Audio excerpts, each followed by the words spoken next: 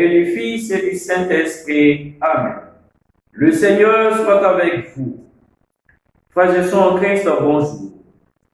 Dans la deuxième partie de notre formation, nous avons vu la composition de la Bible et comment s'y repérer.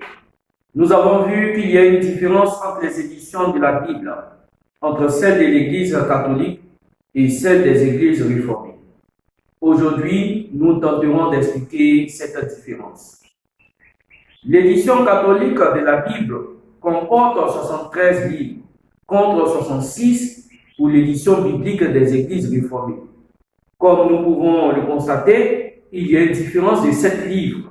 Et cette différence porte sur les livres deutérocanoniques que les Églises réformées n'incluent pas dans leur édition biblique.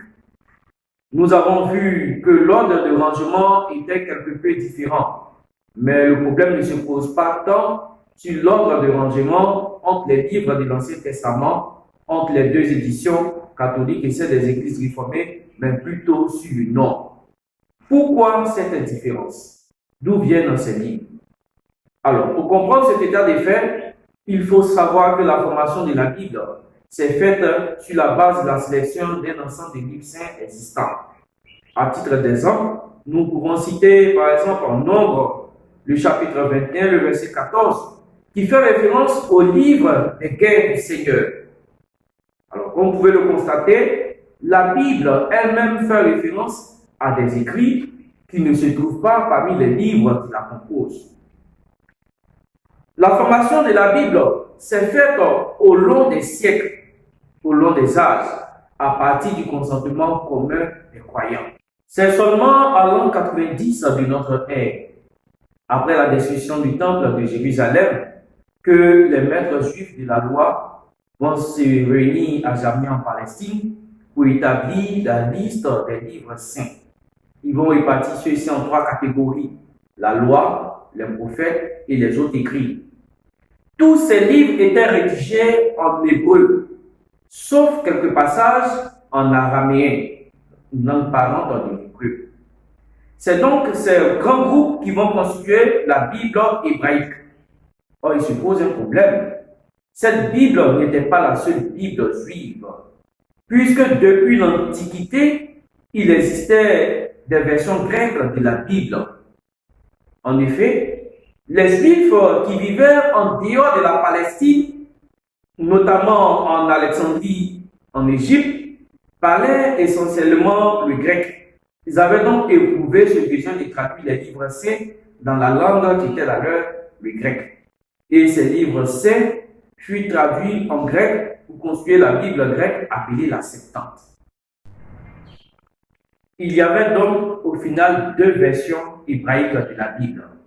Il y avait celle du judaïsme palestinien, utilisée par les Juifs de la Palestine, et celle du judaïsme alexandrin, utilisée par les Juifs de la diaspora, notamment ceux établis en Alexandrie, en Égypte, et appelée la Septante. Cette Bible-là, la Septante, comprenait en plus des livres cités, notamment les livres de la loi, les livres prophétiques et les autres écrits, comprenaient d'autres livres, notamment ceux qui étaient écrits directement en grec, tels le livre de la sagesse, tels les livres des martyrs d'Israël appelés les Maccabées, et d'autres livres qui étaient traduits de l'hébreu en grec et dont la version hébraïque originale a été perdue, tels le livre de Siracide, le livre de Judith, le livre de Tobie et le livre de Baruch.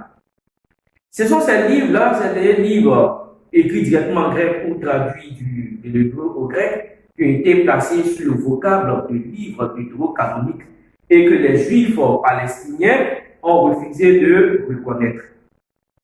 Mais étant donné que le christianisme se développa plus tard principalement dans les régions parlant le grec, avec que tout le Nouveau Testament est écrit en grec, c'est naturellement cette Bible qui fut adoptée, cette Bible, la Septante, qui fut adoptée par les premières générations chrétiennes.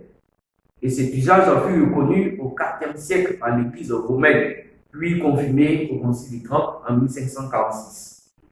Dans l'Église catholique, le canon inclut donc les livres deutérocanoniques propres à la version grecque de la Bible, la Septante. Du côté des églises réformées, ces livres n'ont pas été reconnus comme faisant autorité. Ils ne sont pas inclus dans les éditions bibliques. Les églises réformées ont opté pour la version hébraïque du judaïsme palestinien. Nous comprenons alors pourquoi cette différence entre les versions des éditions bibliques catholiques et celles des églises réformées. Les églises orthodoxes, quant à elles, n'ont pris aucune décision officielle à leur sujet, mais les incluent dans l'édition biblique. En bref, les éditions des églises catholiques et orthodoxes prennent en compte les livres deutérocanoniques, tandis que celles des églises réformées, non.